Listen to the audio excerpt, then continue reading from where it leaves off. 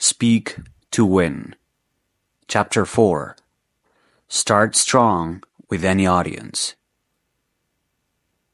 The beginning is the most important part of any work, especially in the case of a young and tender thing. For that is the time at which the character is being formed and the desired impression is more readily taken. Plato. You have heard the saying, first impressions are lasting. You never get a second chance to create a good first impression. I'm sure you've also heard this one. Well begun is half done. When you start your speech, you must focus everything on making a positive first impression on your audience members. This opens them up and prepares them to listen to and be affected by your remarks. Your introduction. If you are making a presentation where someone is introducing you, it's the introduction that sets the stage. The purpose of introduction is to build expectancy in the audience. Its goal is to cause the audience to lean forward mentally and emotionally to hear what you have to say. Therefore, you must carefully plan your introduction in advance. A good introduction sets the stage by telling the audience about your accomplishments. It then leads to the title of your speech. Your name comes last. Depending on the topic or length of your talk, it can be brief or expanded. Here's a short example. Our speaker tonight has started 22 businesses and made more than $1 billion in 8 different enterprises. Today, he's going to tell us how we can succeed in business by really trying. Please put your hands together and help me welcome Mr. Brian Tracy.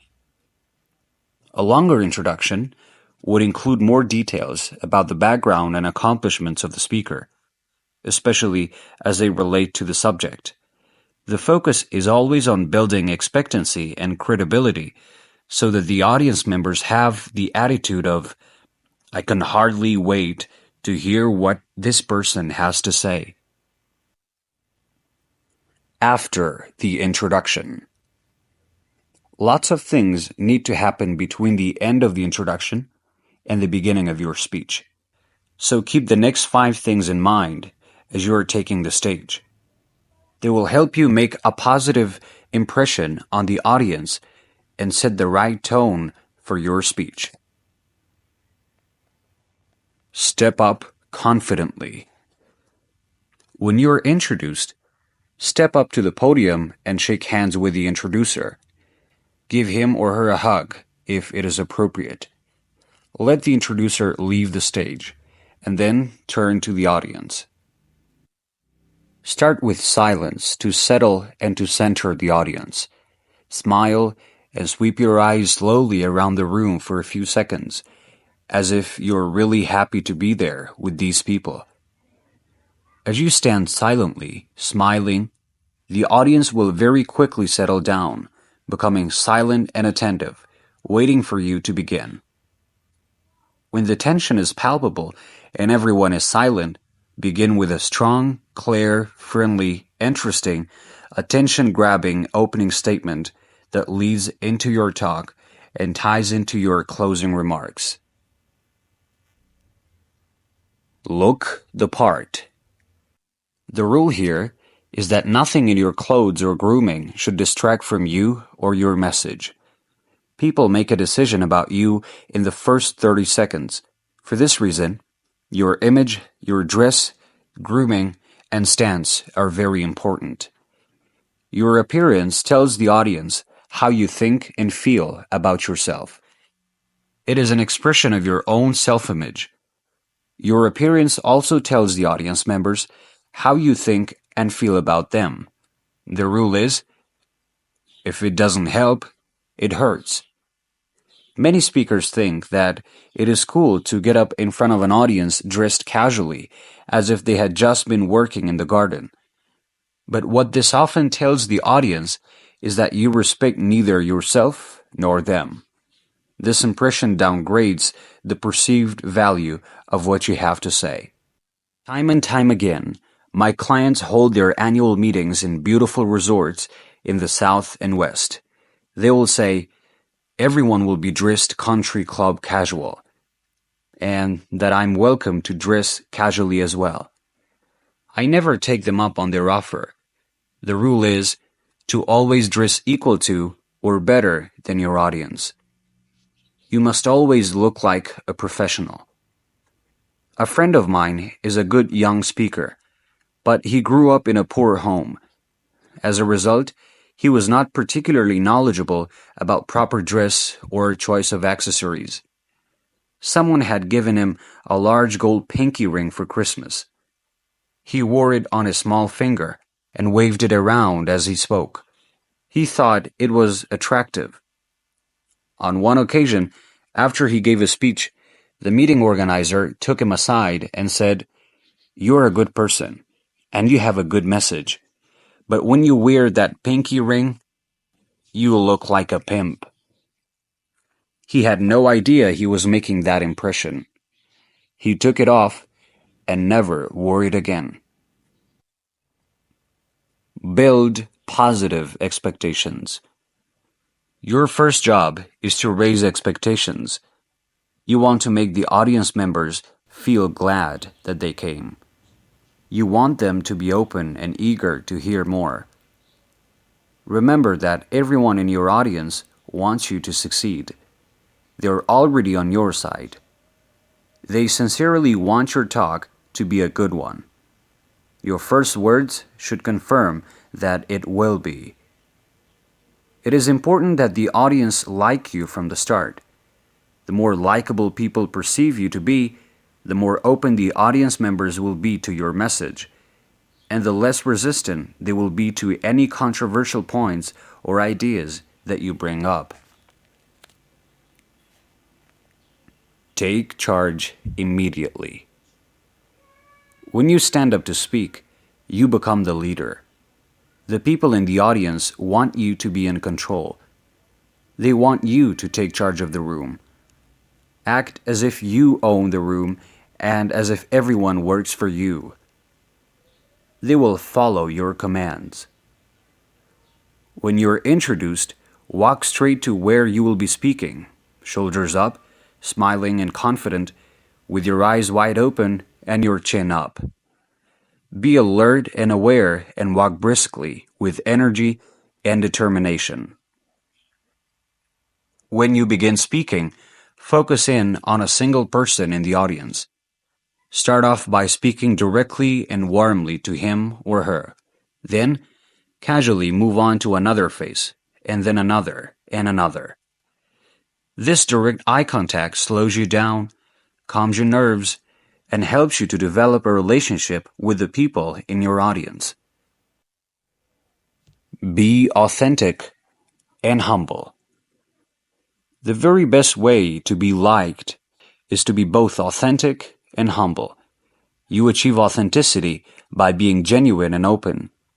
You can appear a little embarrassed and overwhelmed by the positive attention the audience is giving to you. Smile openly and warmly as your eyes sweep the audience.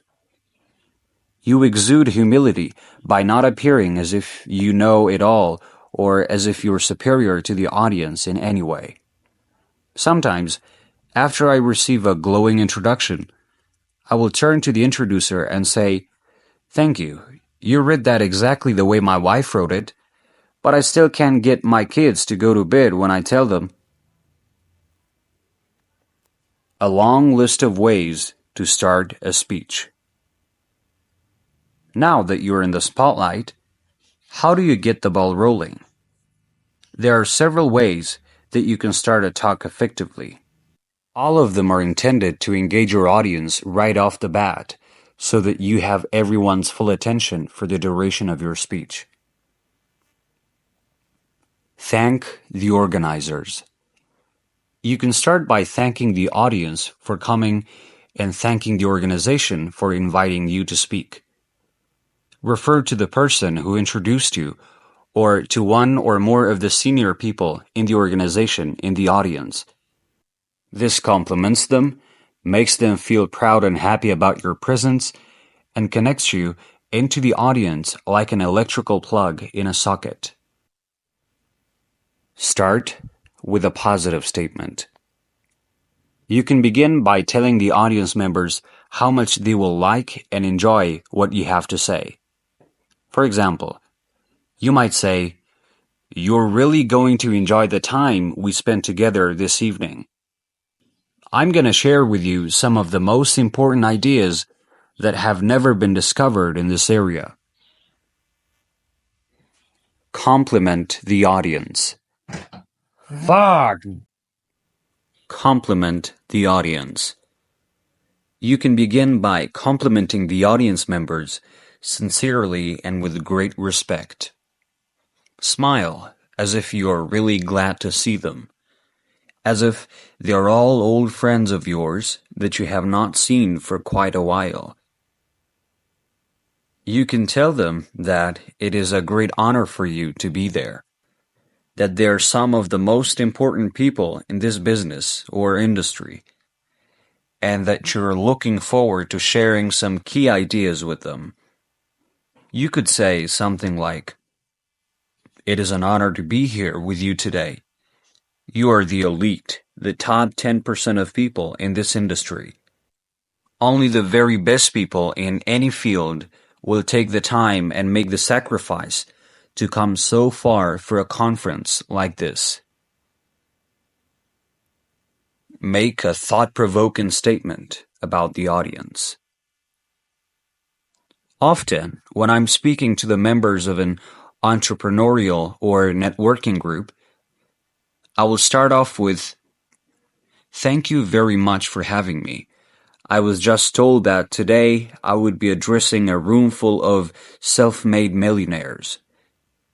After making this statement, I stand silently, smiling and looking around, allowing my words to soak in.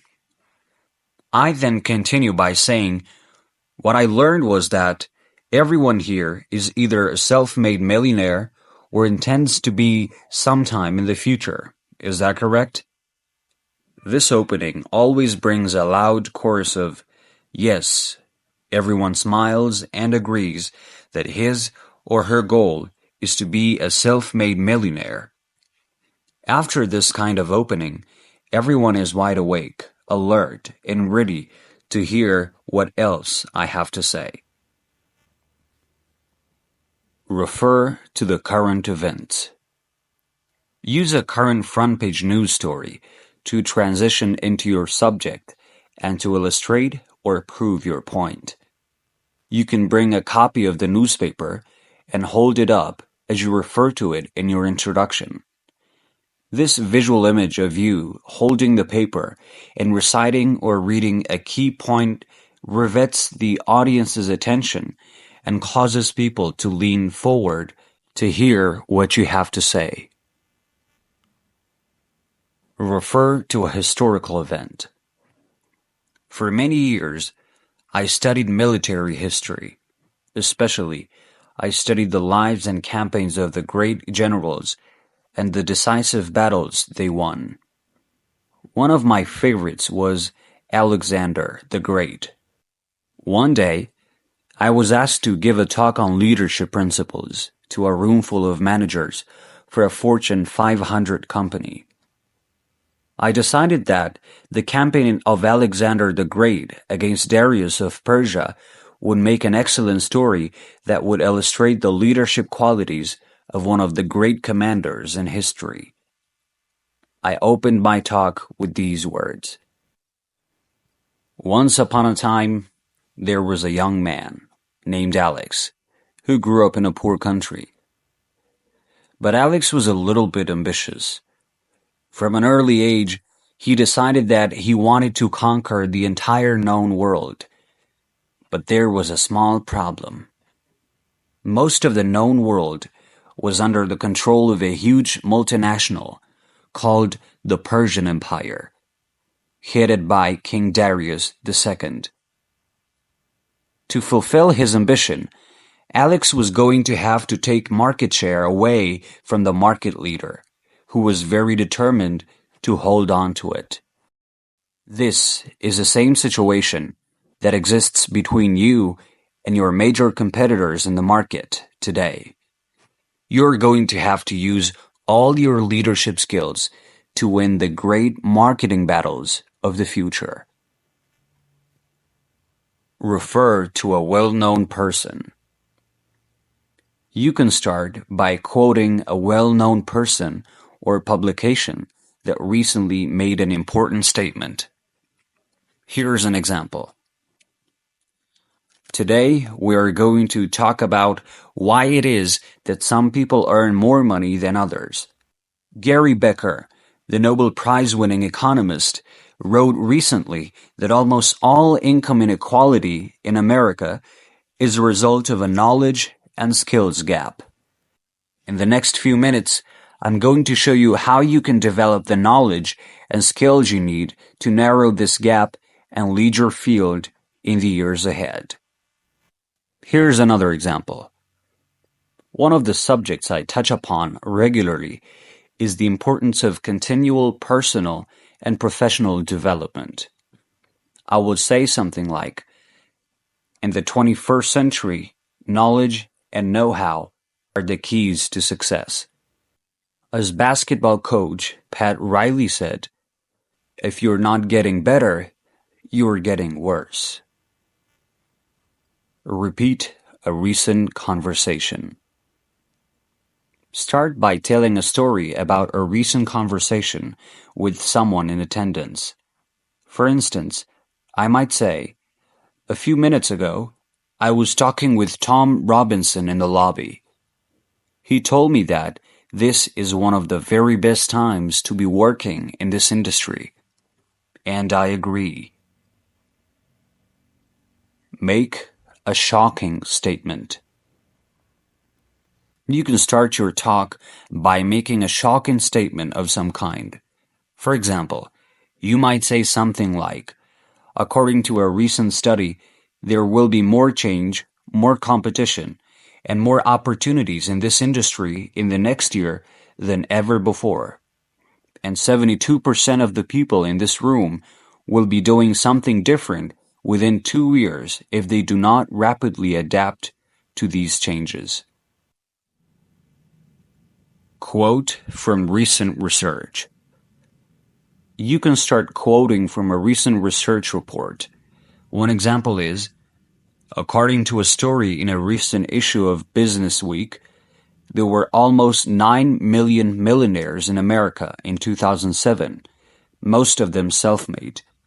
And this number is going to double by the year 2015. Give them hope. The French philosopher Gustave Le Bon once wrote, "The only religion of mankind is, and has always been, hope." When you speak effectively, you give people hope of some kind. Remember, the ultimate purpose of speaking is to inspire a change of thought, feeling, and action. It is to motivate and inspire people to do things that they would not have done in the absence of your comments. Everything you say should relate to the actions you want people to take and the reasons that they should take those actions. Start with humor, maybe. You can start a talk with humor, but only if you're naturally funny. You must be sure that the audience will interpret your story or joke as humorous. For this reason, you should try out your humor several times on other people to make sure that it works well. Only use humor if you personally think that the joke or story is funny, you can deliver it well, and the audience is likely to be receptive. Some of the best professional speakers start with humor that is so pointed and appropriate that it cracks up the audience members and grabs their complete attention. But this is an art. It takes a special type of personality to use humor effectively. Here's an important point. It's fairly easy to start with a joke of some kind. I used to do this to open almost every talk. Then I learned that my initial remarks set the tone for what is to come. If I start with humor, the audience assumes that my talk is going to be funny and entertaining. If I then switch into a more serious or thoughtful subject, people will often become confused and disappointed. Be careful. Be an entertainer. Bill Gove, one of the best speakers in America, would walk onto the stage after his introduction as if he had just finished talking to someone on the side and was breaking off to give his talk to the group. The audience got the feeling that his entire talk was one continuous conversation. Bill would often go to the edge of the stage and then drop his voice in a conspiratorial way, open his arms, and beckon the audience members to come a little closer. He would say, "Come here. Let me tell you something." And then he would wave them forward as though he was about to tell a secret to the entire room. The amazing thing was that everyone in the room would lean forward to hear this secret that he was about to share. People would all suddenly realize what they were doing and break out in laughter. It was a wonderful device to get the audience into the palm of his hands. Ask a question. Conduct a survey. You can open by making a positive statement and then asking a question requiring a show of hands. Try something like this. This is a great time to be alive and in business in America. By the way, how many people here are self-employed? Raise your hand to indicate what you want people to do. I have used this line, and after a number of hands go up, I then say to someone who raised her hand in the front, "How many people here are really self-employed?" Invariably, someone will say, "We all are." I then compliment and affirm the answer. "You're right. We are all self-employed from the time we take our first jobs to the day we retire. We all work for ourselves, no matter who signs our paychecks." Get them talking to one another. You can ask people to turn to the person next to them to discuss a particular point. For instance, you could say, "Tell the person next to you what you would like to learn from this seminar." Whatever you ask your audience members to do, within reason, they will do it for you. Your commands and your leadership will easily influence them, as long as you ask them with confidence. Open with a problem. You can start with a problem that must be solved. If it is a problem that almost everyone has in common, you will immediately have the audience's complete and undivided attention. For example, you could say, fully 63% of baby boomers are moving toward retirement without enough money put aside to provide for themselves for as long as they are going to live. We must address this problem and take action immediately to ensure that each person who retires will be able to live comfortably for the rest of his or her natural life. Make a statement. Ask a question. You can start by making a strong statement and then asking a question. You then follow with an answer and ask another question. This gets people immediately involved in listening to your every word. Here's an example. 20% of the people in our society make 80% of the money. Are you a member of the top 20%? If not, would you like to join the top 20% or even the top 10%? Well, in the next few minutes, I'm going to give you some ideas to help you become some of the highest paid people in our society. Would that be a good goal for our time together today? It is an interesting psychological phenomenon that people are conditioned from infancy to respond when they're asked a question. Whenever you ask a question of any kind, people instinctively and automatically answer you, even if only to themselves. When you ask, how many people here would like to double their incomes in the next 1 or 2 years? Almost all of the audience members will instinctively and automatically raise their hands or shout out agreement. Whenever you ask a question and then pause a few seconds to allow people to process the question, you take complete control of the audience. The fact is that the person who asks the questions controls the conversation and controls the person who is answering the question. Even if people do not answer aloud, they are helpless to stop themselves from answering. Sometimes, I demonstrate this point by asking some common questions, such as, what color is your car? Everyone in the audience automatically thinks about the answer. I ask, what is your address? People automatically and instinctively think of their addresses. People cannot not answer when they're asked questions. Start with a story. You can start your talk with a story. Some of the most powerful words to grab the complete attention of the audience are once upon a time. From infancy and early childhood, people love stories of any kind. When you start off with the words once upon a time, you tell the audience that a story is coming. People immediately settle down, become quiet, and lean forward like kids around a campfire.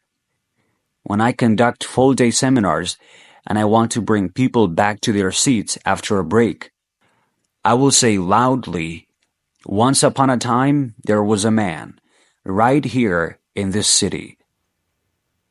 As soon as I say these words, people hurry back to their seats and begin to listen attentively to the rest of the story. Build a bridge. One of the most important parts of starting a speech is to build a bridge between yourself and the audience members. Begin with something that you and the audience have in common. It can be the fact that you work today or have worked in the past in their industry. You may have children, just as they do. You could be familiar with their town or a supporter of the local football or basketball team. You could even have a concern or problem that is similar to the concerns and problems that the members of the audience are facing in their lives or work. When you take a few minutes to build a bridge of commonality between yourself and the audience members, you immediately put them on your side. They see you as one of them. They become more open to your words and comments. They become more forgiving of any mistakes you make. They feel that you are more knowledgeable and approachable because of your common backgrounds. Tell them about yourself. Very often, I will start a speech to a business, sales, or entrepreneurial group by saying, I started off without graduating from high school. My family had no money. Everything I accomplished in life, I had to do on my own with very little help from anyone else. It's amazing how many people come up to me after a talk that began with these words and tell me that was their experience as well. They tell me that they could immediately identify with me because they too had started with poor grades and limited funds, as most people do. As a result, they were open to the rest of my talk, even a full-day seminar, and felt that everything I said was more valid and authentic than it if had been a person who started off with a successful background. Building a bridge like this is very helpful in bringing the audience onto your side. Summary. The ability to start strong with any audience is a learned skill. Knowing how to structure an introduction and knowing how to take the stage can make or break your speech. And by finding ways to open your talk with greater warmth, friendliness, or impact, you can have the audience eating out of the palm of your hand within 30 seconds of beginning to speak. This is your goal.